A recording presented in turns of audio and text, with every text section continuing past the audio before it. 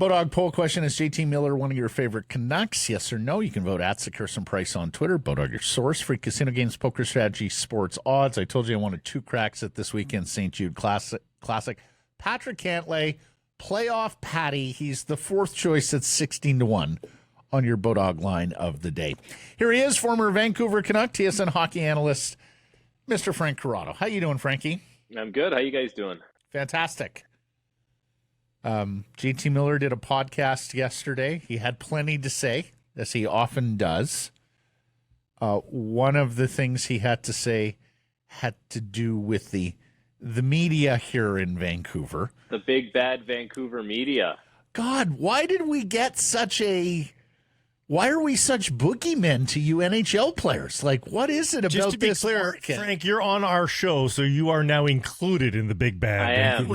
Yeah. Oh, okay. I am part of the big bad media. I actually had a tweet not too long ago. It was when Sebastian Aho signed his extension, and I tweeted something about Elias Pettersson, like licking his chops over that, something along those lines. And I like second guessed it. I'm like, do I really want to dive into Canucks Twitter? Because I know what Canucks Twitter is like, and if I go into this, like, I need to fully expect what can come out of it. And it's Canucks Twitter for the longest time has been like this very polarizing place.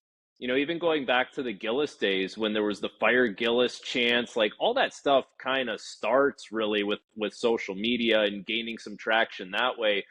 And then it was like the Benning bros versus, you know, the people that were anti-Benning, and the people that were the Benning bros would just defend him at every possible opportunity they could. And I could never understand it. And like the bar for the team just fell so low and low. And there were still like the people that remembered what it was like to be a Canucks fan, you know, prior to 2014, 2015. And like, wait a second. There was a way of doing things here that is not being done right now. Anyways, I'm getting off track, but like Canucks Twitter is very polarizing as a place. The Vancouver market, you know, like there's a lot of microphones in your face every single day. You have to answer to it. There's been players throughout the years that have done a tremendous job of answering, whether it's been the Twins or Roberto Luongo, Kevin Bieksa. Like there's been a lot of really smart people who have had to answer those questions every single day. But, you know, I think a lot of it stems from the fan support. Like there's a lot of support, and with a lot of support usually comes expectations, right? So there's expectations from the fans, expectations from the media. And it's, you know, I'm not going to say it's the only show in town, because you do have the BC Lions and you do have the Whitecaps, but it's the biggest show in town for sure. So all eyes are on you all the time. I thought it was funny because he tried to explain some of his hot-headedness to JT Miller. Like, oh, when I was yelling about the Colin Delia thing about not coming out, I was just saying, like, where's our plan? And like, he didn't really explain it any more than we already knew. I think everybody probably listening were like, yeah, we know what you were doing there. Like he's an impulsive, fiery guy, Yeah. and when the switch flips on the ice, he does and says things that I think he otherwise would look at and go, that's probably not something I should be doing. To me, he just narrated what we already knew. Yeah. But, have you played with and it has to be a star, because it's one thing to be a hot-headed fourth liner, because, you know, but everybody can shrug off the fourth liner. Have you played with sort of a hot-headed star? Do you recall in your career, whether it was even a junior or something, where you kind of like, he's a big part of it, but you kind of, you know, you had to be careful, or you knew that you're going to have to look after something that he had done or something like that? You know what? No one comes to mind off the top of my head where I was like, that guy was hot-headed, and it was like, you know, it could be volatile at times. Had to be managed. No one comes to mind like that, but there are instances where guys can run hot, and it's understandable, and we're all adults and we're all grown-ups, and we all know what the expectations are every single day. It's gonna happen. Like, for me personally, that kind of stuff always made me uncomfortable. Like, I never wanted to see two teammates kind of going at it on the bench or the locker room in practice. I don't know. Something about my personality, I didn't love seeing it. But there's something to be said, like, it's the NHL. It's the best league in the world. It's not always going to be sunshine and rainbows. There's going to be a little bit of back and forth. Everyone's competitive, and especially when things aren't going well, right? Like, I think JT kind of outlined the fact that, Travis had been fired. They had a great start with Bruce and his tenure there, and then things really tailed off. And, I think certain players carry a little more of that weight than other players, especially when a lot is expected of you. And JT Miller would be one of those guys where a lot is expected of him. And I would say this, like, some players probably hold themselves in a very high regard, meaning like they expect a lot out of themselves. And they might even expect too much out of themselves. And so maybe that trickles in around the group where it's like, okay, I hold myself to this standard, I think. And so now, as a byproduct of that, I'm going to hold you to a higher standard.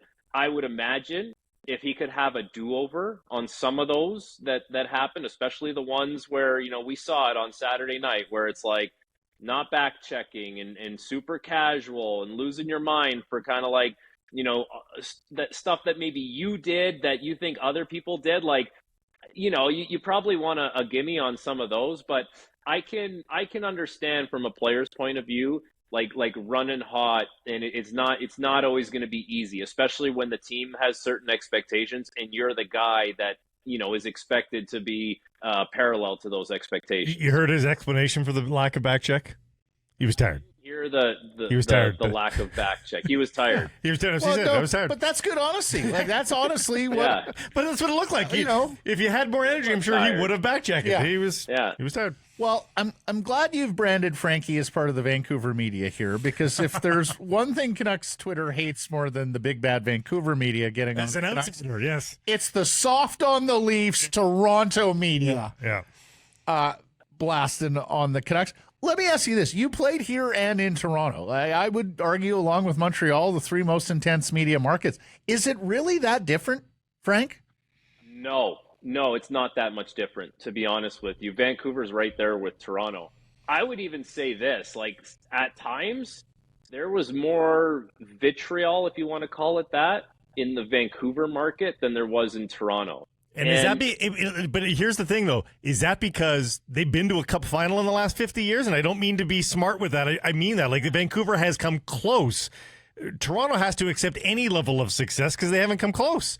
You know what? You're not far off there, because it does have to do with where the teams have been in more recent years. Mm-hmm. And the other thing with Toronto, like when I was playing for Toronto, we didn't have expectations of being a good team. We were just, we were bottoming out. And the second year I was there, we were kind of like on the way up, this, nice, pleasant surprise of a team.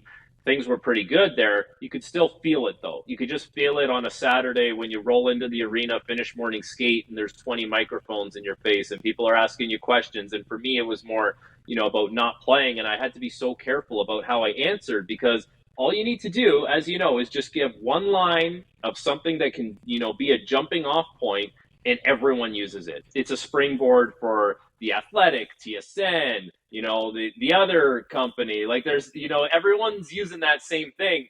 And it was very similar in Vancouver. I just think, like, people, there's nothing wrong with how did the game go? What did you see there? That's analysis, right? Mm-hmm. Where I didn't love it as a player was like the hot take, I got to be super edgy and controversial, and maybe a lot of people like this player, but I'm going to be the guy that doesn't, because it's part of my brand as a persona, as an on-air media type, and I'm going to tweet about it all the time. And like, I actually think at one point, I definitely shut off like notifications on my Twitter. So if you tagged me in anything, I wouldn't see it. I'm pretty sure like I tried to like mute my name. So like if anything came up, I'm like, I wouldn't see tweets with my name involved. Like I did a lot of that stuff, but you just see it. You just end up seeing it. And a lot of people say like, don't go searching for it. I can't tell you how many times, I was either on my explore page on Instagram or on the search page on Twitter. And it's like, stuff is just there, and no matter how hard you try, it's always going to come up and guys are going to see it, and it's very difficult to to deal with that, especially when things aren't going well for you. Let me ask you this. Do players sit around talking about the media or unfair treatment from the media? And do you know of any player who you think struggled because of media and fan expectations or coverage? I don't remember ever sitting around the room or the plane or the bus or dinner and us having conversations about the media. It would be like anything else other than media stuff, right? Like it's just the way it is. Like we have other interests. Like, players are more than just hockey players. So we're going to talk about golf, or we're going to talk about personal lives, or like restaurants, anything, right? So I don't remember anyone sitting around and saying like the media is really carving me and I can't get ahead of it, and it's really weighing on me. It was just something that like, okay, that happens in the moment. You see something and you move on, and that's it. I think at times there has been like, tongue-in-cheek comments around the room with guys where it's like, oh man, wait till they get a hold of that, or Right. like Yes. something Yeah. like that, but never an in-depth conversation about what the media has been saying about guys. People always thought that Phil Kessel was, burdened by that. Phil Kessel, as we learned from the whole palette of his career, is Phil Kessel. Phil Kessel was Phil Kessel when he was in Toronto. I don't Hey, think- Phil, how was your summer? Same old shit. Yeah. Yeah, it was good. Yeah. I heard a story about Phil actually. This would have been just before I got to Toronto, and I don't know if he was training with Gary Roberts or he was training with the Leaf guys, but the rumor has it that they were doing like sled drags that day, and Phil had like just showed up to the gym recently, and everyone had been there a little longer, and they were doing these sled drags, and Phil on the very first rep absolutely blew away the competition, like dusted everybody, and he had just showed up to the gym, and guys were like looking around like, wow, that was very, very impressive. The part where it kind of falls off was, reps 2, 3, 4, 5. Right, Everyone yes. kind of caught up, but like such a genetic freak, He was, yeah. and he just, he could put it together in such a short period of time. What do you make of the Erik Karlsson trade? Whew. I mean, where do you want to start? Like, we can start with Pittsburgh. For Pittsburgh, it makes sense for a number of reasons. First of all, he's in the age demographic that all those core players are. And I just think that it works better when everyone's kind of in the same boat. Like if you have an aging core and then some young guys coming up, I found the room like with teams like that to be a little segregated. And I think like I kind of experienced that a little bit in Vancouver, where like there were some old guys, there were some young guys, and sometimes the conversation, not from the players, because players don't really talk this way, but some of the the young guys need to do better, or the old guys need to do this. It's like it's a team, it's a cohesive team. So I like the fact that they're all kind of the same age. The other thing, it kind of alleviates a little bit of what Chris Letang needs to do. Like Karlsson will be on the first unit power play. He should be playing 22 to 25 minutes a night. Like it probably slots Chris Letang at 36 years old, who's still a hell of a defenseman, slots him pretty well. But in a weird way, they're going to get thinner, Pittsburgh, because they're not going to have Petrie and Ruda, which is fine. They don't need those guys. They just got Erik Karlsson, but they're going to need to be healthy now because they're going to run a top four of Karlsson and Graves and Letang and Marcus Pettersson. Then it's going to fall off pretty quick after that. So they're going to be a little thinner back there. But listen, everyone kind of knows where the Pittsburgh Penguins are at. It's like a 2-year window here where they might be able to get in the playoffs and win a round. I think that would be a win for them at this point. I don't think they're competing for a Stanley Cup. That could change. Who knows? Stranger things have happened. But, after that 2 years, then it becomes the fire sale, right? To sell off all your assets for whatever you possibly can. And it'll be the first time Kyle Dubas will have, somewhat of a blank canvas to build a team from the ground up. But now we're talking, 2 years away from being 2 years away from that. So, and then for San Jose, basically all they could get was cap space, right? Like it just goes to show you how valuable, how important cap space is in this league. Let me ask you something. Before the trade deadline, or sorry, not before the trade deadline, before the first lockout, if you told a GM around the league, hey, at some point in this league, you're going to have to trade a pretty good player who makes a lot of money because, there's a salary cap and you're going to be up against it. And you might even have to throw in a sweetener and you're not going to get much in return. What do you think they would say to you? It has entirely changed. The whole game has entirely changed, and people who can answer that question are the people who need to be running NHL teams these days. Because you're quite right. It was easy in the past, Frank. It was just hockey value for hockey value. You did not have to consider contract value, and that's made the entire difference. Yeah, so listen, San Jose values cap space over futures, and honestly, I don't blame them. I don't blame them because you can get, more picks, you can get some minor league players. Eventually, you're going to need to shape a roster, and you need cap space to do so. And I think Montreal does a nice job of getting, everyone forgets about Montreal in this deal. They got rid of Hoffman in the deal, which is a contract they wanted to move off from. They got rid of Rem Pitlick, who's another guy who makes just over $1 million. They wanted, and they didn't have to retain any money.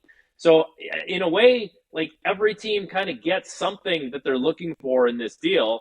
But yeah, it's crazy. It really is crazy. Imagine you're the casual fan in the States and you have a good player on your team and you don't follow everything super closely. And someone goes to you, oh yeah, we just traded so-and-so. He's a good player. Like, oh, we must have got a great return back. Nope. It's like, nope. No, we got nothing back. Really? Well, and not only did we get nothing back, we actually had to give another piece to get rid of that good player that you liked. Well, Montreal's cap hit goes up with all this, guys. Well, and do they get substantially better? Petry's something, but is it? No, but for San Jose and for Montreal, you're going to move Petry, you're going to move Hoffman, you're going to move Granlund at some point. So you're also going to get the return on these older expiring guys who don't fit for San Jose. Yes, I don't know what you're getting for Petry, but no, fair enough. If Petry has a good start to the season, if I'm Montreal, I would be keen on keeping Petry, to be honest with you, to start the season and move him at the deadline.